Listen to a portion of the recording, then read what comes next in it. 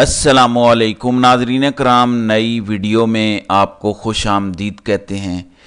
कल जब supreme court of Pakistan में इमरान खान की पेशी हुई, उस पेशी के आखिर में जब काजी फ़ायज़ ईसा और इमरान खान के दरमियान मुकालमा हुआ तो उसमें इमरान खान ने उन्हें बताया कि उनके बहुत सारे cases supreme court of Pakistan के सामने पेंडिंग हैं और उन्होंने इन केसेस को समाअत के लिए मुकर्रर करने की इस्तदा की। आज बहुत बड़ी खबर है और ये बहुत बड़ी खबर सुप्रीम कोर्ट से ही है। जब सुप्रीम कोर्ट के तमाम जजेस बैठ जाएं तो इसका मतलब है कि कोई बहुत सीरियस मामला है, कोई बहुत हसास मामला है या उसमें कोई आईनी तशरीह दरकार है। आपको याद होगा कि पाकिस्तान तहरीक इंसाफ से बल्ले का निशान छीना गया और बल्ले के निशान छीनने के बाद सारा तमाशा शुरू हुआ और इस तरह से पाकिस्तान तहरीक इंसाफ को मखसूस नशिस्तें नहीं मिली और बल्ले का निशान छीनने का एजाज़ जनाब जस्टिस काजी फ़ायज़ ईसा के नाम हमेशा रहेगा। उसके बाद इलेक्शन कमीशन ने तहरीक इंसाफ की मखसूस सीटें भी उनको नहीं दी। फिर इन्होंने इस मामले को चैलेंज किया पेशावर हाई कोर्ट में, तो पेशावर हाई कोर्ट ने भी उनकी बात नहीं सुनी। फिर वो सुप्रीम कोर्ट चले गए और सुप्रीम कोर्ट में जस्टिस अतर मिनल्ला और जस्टिस मंसूर अली शाह ने इस फैसले को मुअत्तल किया और साथ ही ये कहा कि जो अरकान पार्टी का पार्ट बन चुके हैं वो किसी कानून साजी में हिस्सा नहीं लेंगे। तो इस तरह से शहबाज शरीफ की हुकूमत जो 2/3 मेजॉरिटी की कोशिश कर रही थी फारिग हो गई। 2/3 मेजॉरिटी जैसे ही उनके हाथ से गई उससे वाज़ेह हो गया कि काजी फ़ायज़ ईसा को एक्सटेंशन नहीं मिलेगी। ये अलग बात है कि फिर खबरें आना शुरू हो गई कि काजी साहब खुद भी इंटरेस्टेड नहीं है। अब ये मामला काफ़ी दिनों से सुप्रीम कोर्ट के सामने पेंडिंग था। अब क्या पाकिस्तान तहरीक इंसाफ को मखसूस नशिस्तें मिलेंगी, नहीं मिलेंगी, क्या वो खाली रहेंगी, क्या ये गलत फ़ैसला था, क्या ये सही फ़ैसला था? ये एक आइनी तशरीह है और आइनी तशरीह के इस मामले पर सुप्रीम कोर्ट ने तमाम दस्तयाब जजेस पर मुश्तमिल एक फुल कोर्ट बना दी है। इस वक्त सुप्रीम कोर्ट में 13 जजेस अवेलेबल हैं। मजमूई तौर पर देखा जाए तो सुप्रीम कोर्ट में जजेस की कुल आसामियाँ 17 होती हैं, लेकिन इस वक्त 3 आसामियाँ खाली हैं। 14 जजेस अवेलेबल हैं। एक जज जस्टिस मुसर्रत हिलाली जिन्हें दिल की तकलीफ़ हुई, वो हस्पताल में ज़ेर इलाज हैं या आप यूँ कहें बेड रेस्ट पर हैं, वो सुप्रीम कोर्ट में इस वक्त काम नहीं कर रही। तो बाकी 13 जजेस रह गए हैं। तो सुप्रीम कोर्ट ने तहरीक इंसाफ या सुन्नी इत्तेहाद कौंसिल की मखसूस नशिस्तों के मामले पर फुल कोर्ट तश्कील दे दी है। 8 महीने कबल इससे पहले प्रैक्टिस एंड प्रोसीजर एक्ट पर फुल कोर्ट बैठी थी। अब इसमें कौन कौन शामिल है? इसमें चीफ जस्टिस काजी फ़ायज़ ईसा शामिल है। वैसे आपस की बात है, काजी साहब ने ही तो बल्ले का निशान छीन कर ये फसाद खड़ा किया और बल्ले का निशान छीनने के बाद ये सारे का सारा बहरान उन्हीं के फैसले से पैदा हुआ था और उसी फैसले पर ही वो फिर बरतानिया में जो है वो ख़त लिख के अपनी वजाहतें देते फिर रहे हैं और इस वक्त वो शदीद तनकीद की ज़द में है। सोशल मीडिया पर उन्हें नेम एंड शेम किया जा रहा है। ज़ाहिरी बात है, जब सुप्रीम कोर्ट एक ख़त लिख रही है तो उससे ये तासुर मिलता है कि जैसे सुप्रीम कोर्ट खुद एक पार्टी है। बहरहाल इस फुल कोर्ट में काजी फ़ायज़ ईसा number 1, justice Mansoor Ali Shah number 2, justice Munib Akhtar number 3, justice Yahya Afridi number 4, justice Aminuddin Khan number 5, justice Jamal Khan Mandokhel number 6, justice Mohammad Ali Mazhar number 7, justice Ayesha Malik number 8, justice अतर Minallah number 9, justice Hasan Azhar Waheed number 10, justice Shahid Waheed 11 number पे हैं, जस्टिस इरफान सादत 12वें पे, जस्टिस रहीम अख्तर अफ़गान 13वें नंबर पर हैं।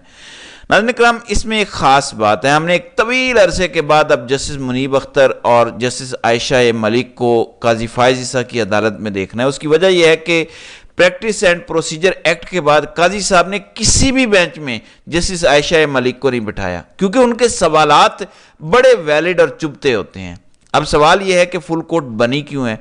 हसनात मलिक के मुताबिक चूंकि एक कमेटी होती है प्रैक्टिस एंड प्रोसीजर एक्ट के बाद जो बेंच का फैसला करती है, तो वहाँ पे 2 जजेस जिसमें काजी फ़ायज़ ईसा और जस्टिस मंसूर अली शाह, उनका ख्याल ये था कि जो इस वक्त तमाम दस्तयाब जजेस हैं उन पर मुश्तमिल एक फुल कोर्ट बना दी जाए चूँकि ये आइनी तशरीह का मामला है। लेकिन जस्टिस मुनीब अख्तर ने ان سے اختلاف کیا اور کہا کہ آپ یوں کریں کہ جو 7 سینئر ججز ہیں سپریم کورٹ کے، ان 7 سینئر ججز پر مشتمل لارجر بینچ بنا دیں اور وہ لارجر بینچ اس کا فیصلہ کرے۔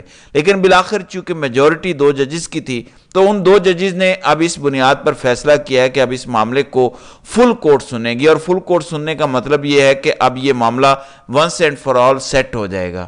اب کب کیس لگے گا؟ 3 جون کو سماعت کے لیے یہ کیس مقرر ہو چکا ہے۔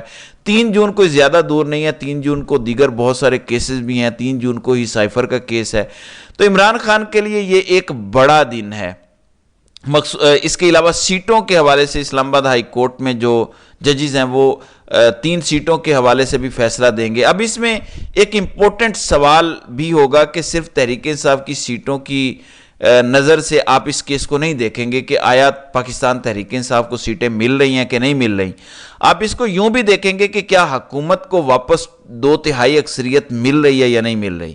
اگر مل رہی ہے تو کیا قاضی فائزی صاحب کو ایکسٹینشن ملنے جا رہی ہے کہ نہیں، یہ بھی ایک بڑا اہم سوال ہے۔ تو اگلے چند دنوں میں ہوپ فلی 3 جون یعنی منڈے سے یہ کیس ٹیک اپ ہوگا۔ اگر یہ کیس ٹیک اپ ہوتا ہے تو کیا اس کو روزانہ کی بنیاد پر چلایا جائے گا، یہ بڑی امپورٹنٹ بات ہے۔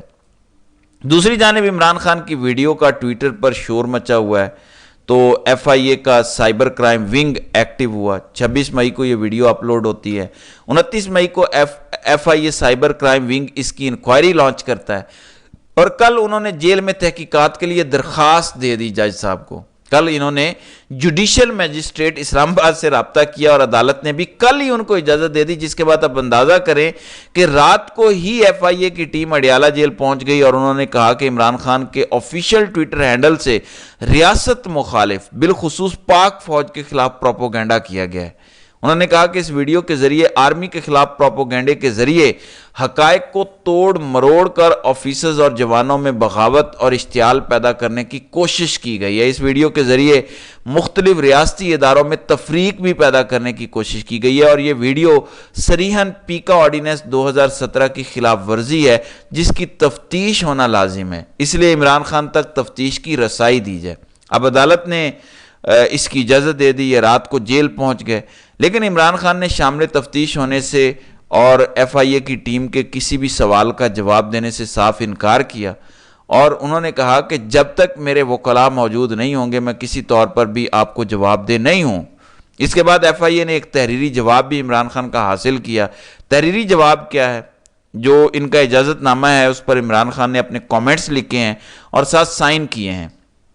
اس میں چونکہ اجازت مانگی گئی تھی تو عمران خان نے نیچے لکھا ہے کہ I will join the investigation in presence of my lawyers and the above allegation is absolute nonsense۔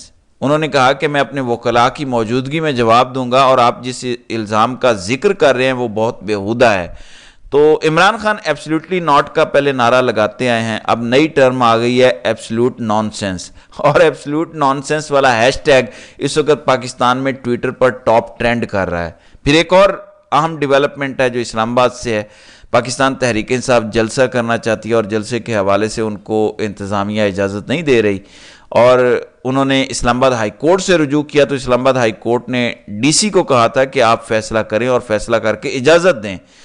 تو اب بتایا گیا تھا کہ جو سیکیورٹی کے ادارے ہیں وہ پاکستان تحریک انصاف کو کلیئرنس نہیں دے رہے، لیکن بالآخر ڈی سی اسلام آباد نے پاکستان تحریک انصاف کو جلسہ کرنے کی اجازت دے دی ہے، اور اس سلسلے میں اسلام آباد ہائی کورٹ کو بھی باقاعدہ طور پر آگاہ کیا گیا کہ ہم نے عدالت کے حکم پر عمل درآمد کر دیا ہے۔ ڈی سی اسلام آباد نے پاکستان تحریک انصاف کو روات جی ٹی روڈ پر جلسہ کرنے کی اجازت دی ہے، لیکن اس وقت امپورٹنٹ بات یہ نہیں ہے کہ روات میں جلسہ ہے، پریڈ گراؤنڈ میں ہے یا ڈی گراؤنڈ میں ہے۔ اس وقت امپورٹنٹ بات یہ ہے کہ پاکستان تحریک انصاف کو بالآخر جلسے کی اجازت ملی ہے۔ اب پاکستان تحریک انصاف یہ جلسہ کیسے کرتی ہے، کتنا بڑا جلسہ کرتی ہے، یہ بڑی اہم بات ہوگی، اور اگر اتنے عرصے کے بعد میرا خیال ہے تحریک انصاف کو کھل کے موقع مل رہا ہے، میرا نہیں خیال کہ آپ روک سکیں گے لوگوں کو یا لوگ نہیں آئیں گے۔ یہاں تو عمران خان کی ایک تصویر سے اتنا خوف ہے، تو کس طرح یہ ممکن ہو سکتا ہے کہ یہ جلسے کی اجازت دیں اور یہ گرفتاریاں نہ کریں یا رکاوٹیں کھڑی نہ کریں؟ تو جون آ چکا ہے اور جون میں یہ جلسہ ہونا ہے، تو آنے والے چند دنوں میں آپ کو پتہ چل جائے گا کہ حکومت اور فیصلہ ساز یا کمپنی سرکار اس جلسے کو فیل کرنے کے لیے کیا کچھ کرتی ہے۔ تو ناظرین کرام، آپ کی اس ویڈیو کے حوالے سے کیا رائے ہے؟ آپ اپنی رائے کا اظہار کامنٹ سیکشن میں ضرور کیجیے گا۔